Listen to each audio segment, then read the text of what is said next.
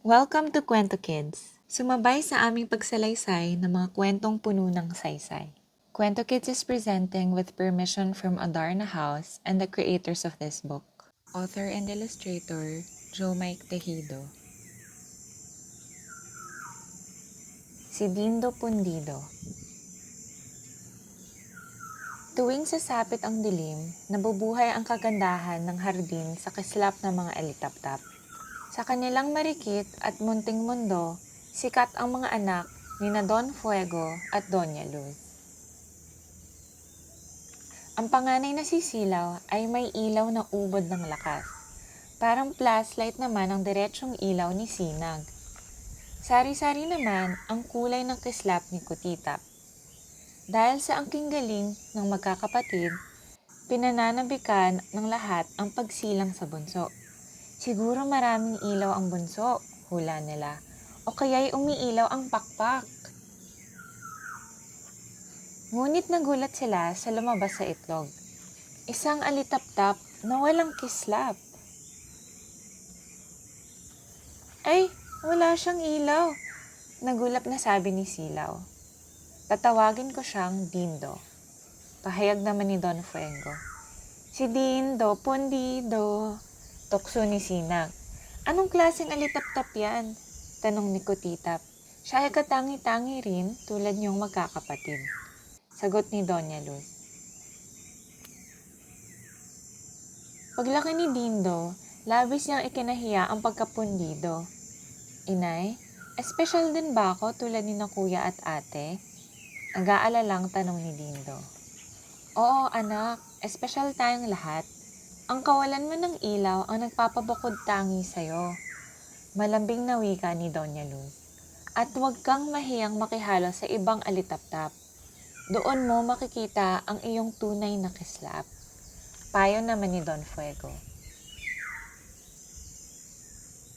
Kaya sa sumunod na gabi, sinundan ni Dindo ang kanyang mga kapatid sa pag-asang mahanap ang kanyang sariling kislap.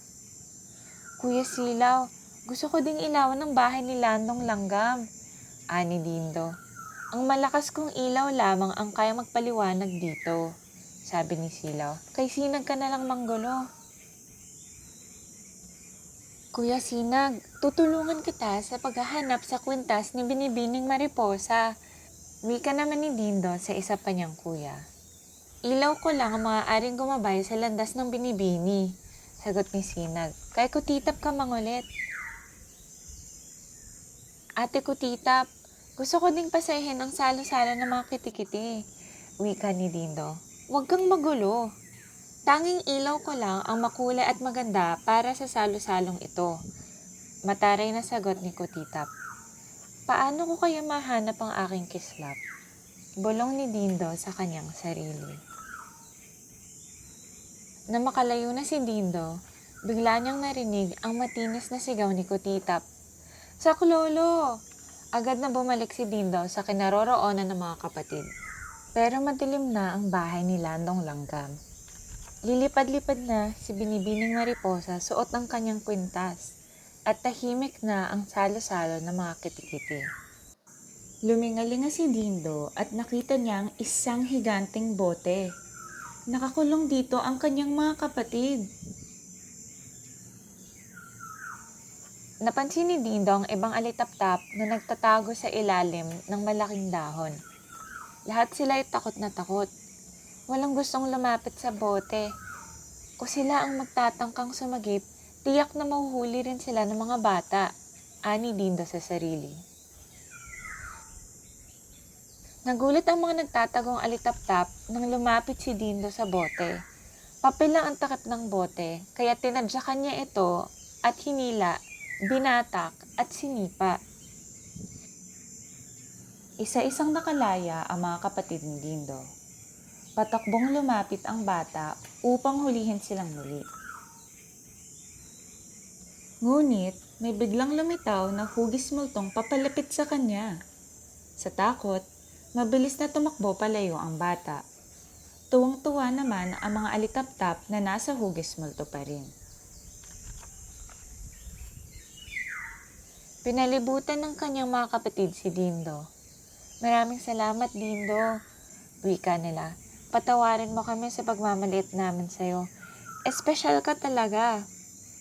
Sa unang pagkakataon, nakakaibang liwanag sa hardin para kay Dindo. At nang gabing iyon, natuklasan ni Dindo ang tunay na ningning. Thank you for spending your time with us today. We hope you have learned about our culture and people as we share more pieces of Philippine literature with you. You can also read Adarna House books online through buribooks.com, an extensive e-library of Adarna House books. Please don't forget to like this video, subscribe to our channel for more exciting tales, and share it with your friends and family who love reading and learning as well. Mabuhay ang pagbasa!